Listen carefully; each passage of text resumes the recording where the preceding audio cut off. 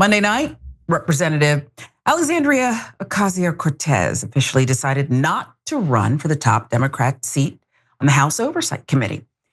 Now that Representative Gerry Connolly is stepping down amid a battle with esophageal cancer, you'd think the path would be clearer, but not in this Democratic Party. Here's what AOC said about what went into her decision. It's actually clear to me that the underlying dynamics in the caucus have not shifted with respect to seniority as much as I think would be necessary. So I believe I'll be staying put at Energy and Commerce.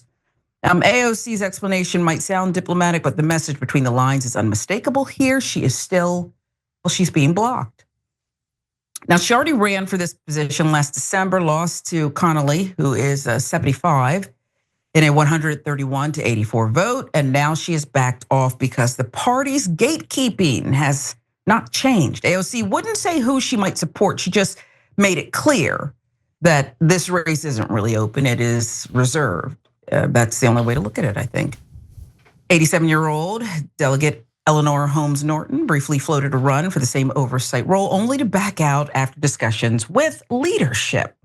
So Cenk, is there any real path here for AOC to emerge in more important leadership roles under the current Democratic system of seniority? Yeah, so look, I get that they've been doing seniority for a long time. I mean, it's so long that Eleanor Holmes Norton was only second in seniority, even though she's 87. So over about 40% of Democrats in the House or in Congress are above the age of 65, if I've got that right. And so they're getting up there. And so I don't believe that they should do it based on seniority. I know why they do it that way, but call me crazy. I think they should do it based on competence. So who would be competent enough to oversee the oversight committee?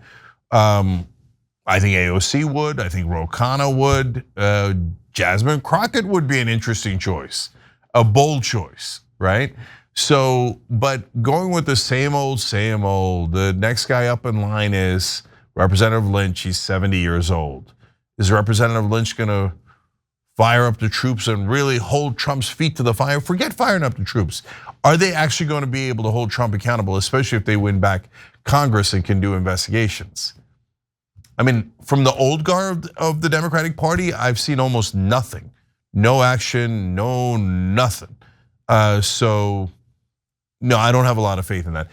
Look, in terms of what's the best role for AOC, I think she should run for Senate in New York. She would definitely win. Having her as a senator would be super interesting. And that would light up the older Democrats, because then they'd be like, oh wait, I gotta worry about my seat? Okay, maybe I should do something with my life. Maybe I should do something for my voters for the first time in my life. So that would be interesting to see. Well, speaking of doing something with one's life, we'll pivot to another face of the party who's getting up there, 83-year-old Representative James Clyburn, who told Politico that retiring from Congress would be like giving up his life. I mean, this is all he has to live for, apparently. This is where the real issue, though, comes into focus. Democratic Party has an aging leadership class, and with that comes a deep resistance to change, even when voters are, pleading for it. The next guy we know well, he's come under fire from fellow Democrats. Gen Z activist, elected DNC member David Hogg has been loudly calling out leadership, the log jam. He faced backlash, as we said, for pledging to primary ineffective Democrats. But Hogg insists this is not about ageism. It's about opportunity. It's about whether voters, even those screaming for a new generation of leaders, actually matter to the people who are literally clinging to power. House Republicans, we can tell you this, tend to be younger. This is what Cenk was talking about on average, have been far more intentional about promoting their rising stars into positions of power. So the party of Trump is putting forth younger faces consistently, more so than Democrats, even as progressives try to rise. Democratic Party has clung to the kind of thinking that ensures the people's house is determined to become an old folks' home. I mean, if you look at the ages and the people have been there forever, if younger voices can't get a shot, progressive change is gatekept by rules written decades ago. How does this party, Cenk, evolve? Yeah, so Clyburn's a good example. And somebody asked me the other day, like, why do folks who are so rich, like in the billions of dollars, why do they just want more and more? Because there's no end to greed. It makes no rational sense, but emotionally they can't let it go. And same thing with Clyburn. You know, he helped the Republicans redistrict his home state so that the Republicans would pick up an extra seat, but Clyburn's seat would not just be safe, it'd be extra safe. Not only did he cost his own party a seat there, but he actually cost African Americans a seat there because they could have gotten 2 seats in that state, and instead they got 1 because he helped the Republicans. Why? Because apparently he thinks this is my life and my voters, who cares? Actually getting something done, who cares? But me, I gotta stay in here and I gotta have power and status and all the things that he enjoys. By the way, I don't know what Clyburn's built in his life. He's been a lifelong politician. I know what he's torn down. He's torn down progressives over and over again in primaries. If a progressive is running, whether it's Bernie Sanders, Nina Turner, or whoever else, everybody knows Clyburn's gonna come to get you. And he's gonna pretend to speak for African Americans as he robs them of a seat in his home state. Instead, he's gonna speak for the lobbyists and the donor class. So remember, guys, the reason why some of these politicians are so old is because donors get a return on investment from them. It's guaranteed risk-free return because they've been donating to these guys for 30, 40 years, and they always do what the donors tell them to do. That's why they're still in Congress. That's why this is not an ageism thing. I don't give a damn how old they are. Look, we have a poll about, hey, should there be an age limit for Congress in the live chat, shows live 6 to 8 p.m. Eastern every day. Be part of the show by being in the live chat. But to me, it's not the age as much as why they're so old and why they keep getting reelected. It's because they always deliver for the wrong people, the donors and not the voters.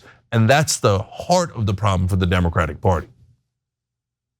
Yeah, and Clyburn, as you mentioned, is perhaps one of the loudest voices against progressives, and perhaps it's because they represent the most change and the most threat to him. But he's also, I think an argument can be made credibly, the one man who gave us Joe Biden. He's that guy. He's that guy.